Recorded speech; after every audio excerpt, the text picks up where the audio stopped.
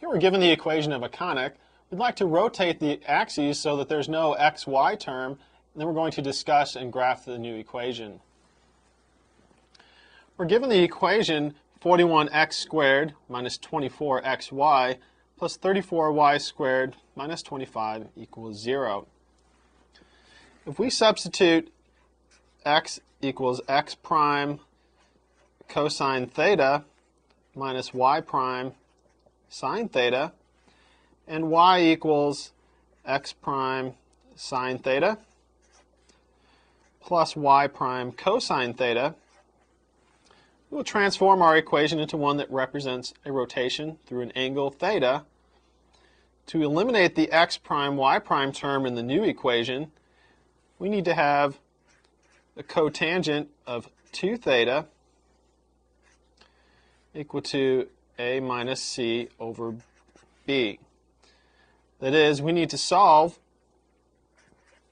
the cotangent of 2 theta is equal to negative 7 over, that's 2 theta there. Cotangent of 2 theta equals negative 7 over 24. Since the cotangent of 2 theta is negative, we can choose theta to be between 2 theta is between 90 degrees and 180 degrees, which means that theta is between 45 degrees and 90 degrees. If we go ahead and look at a triangle,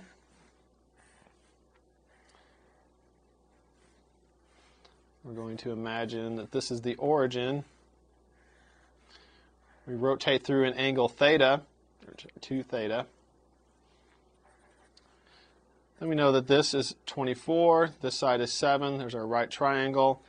And using the Pythagorean theorem, we'll get that our hypotenuse is 25.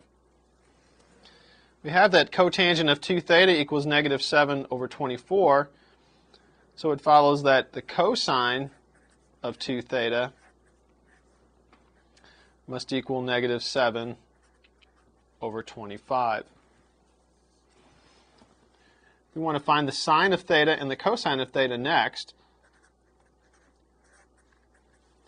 The sine of theta is equal to the square root of 1 minus cosine of 2 theta divided by 2. And that's going to equal 4/5. The cosine of theta is equal to the square root of 1 plus cosine 2 theta divided by 2, which is equal to 3/5. You can find out what theta is. Theta is equal to cosine inverse of 3/5, and that's going to be about 53.13 degrees. Now with these values, we can obtain our rotation formulas. We'll get now that x is equal to 3/5 x prime minus 4/5 y prime. Y is equal to 4/5 x prime plus 3/5 y prime. If we go ahead and substitute these expressions into our original equation, you'll get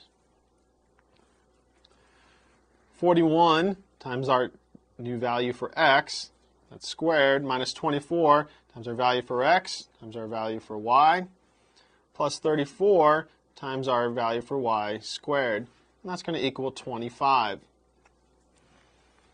If we want to multiply both sides by 25, that will get rid of our denominators, and then we're going to expand each of these squares in this product. We'll end up with 41 times, in parentheses, 9x prime squared minus 24x prime y prime plus 16y prime squared. Then here we'll have minus 24 times, in parentheses, 12x prime squared minus 7x prime y prime minus 12y prime squared, plus 34 times this in parentheses, 16x prime squared plus 24x prime y prime plus 9y prime squared, and then all of that's going to be equal to 625. If we actually multiply or distribute our 41, the negative 24, and the 34, distribute and then simplify by collecting like terms, see a lot of stuff will go away, and we're going to be left with 625x prime squared plus 1,250 y prime squared equals 625. So everything goes away except for these two terms.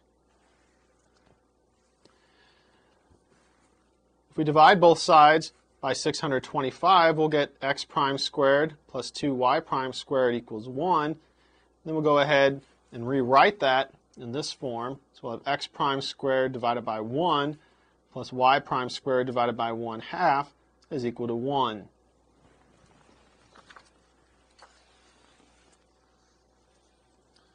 We've just rewritten our equation.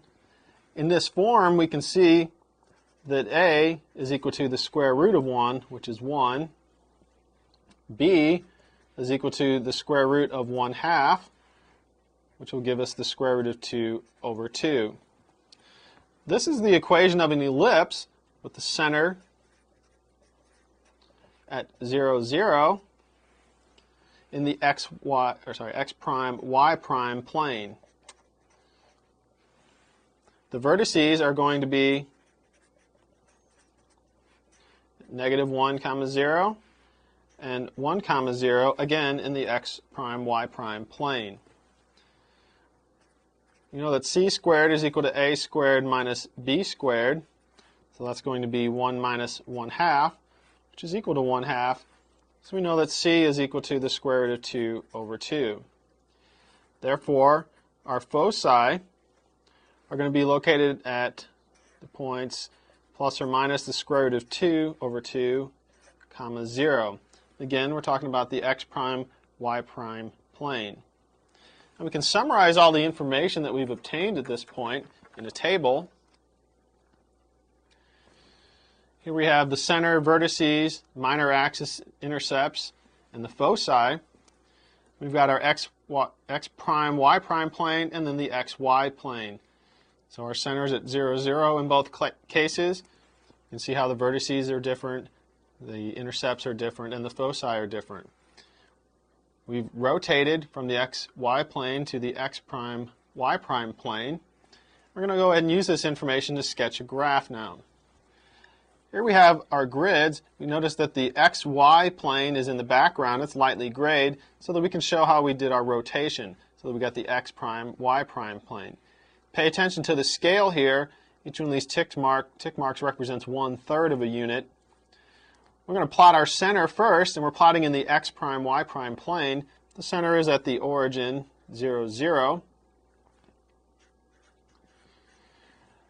The vertices are at plus or minus 1, 0. So we're going to go positive 1, that's over here.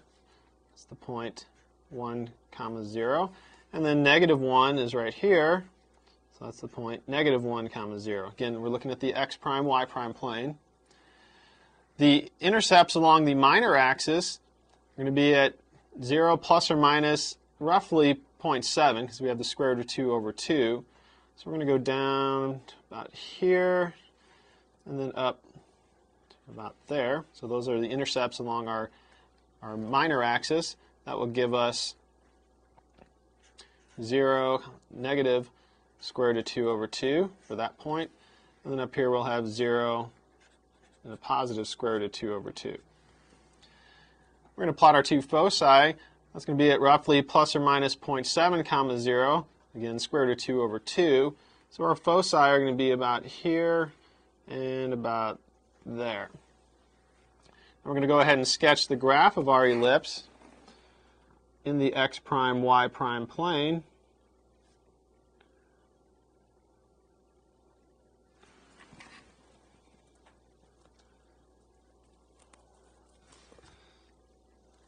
And so there's the graph of our ellipse.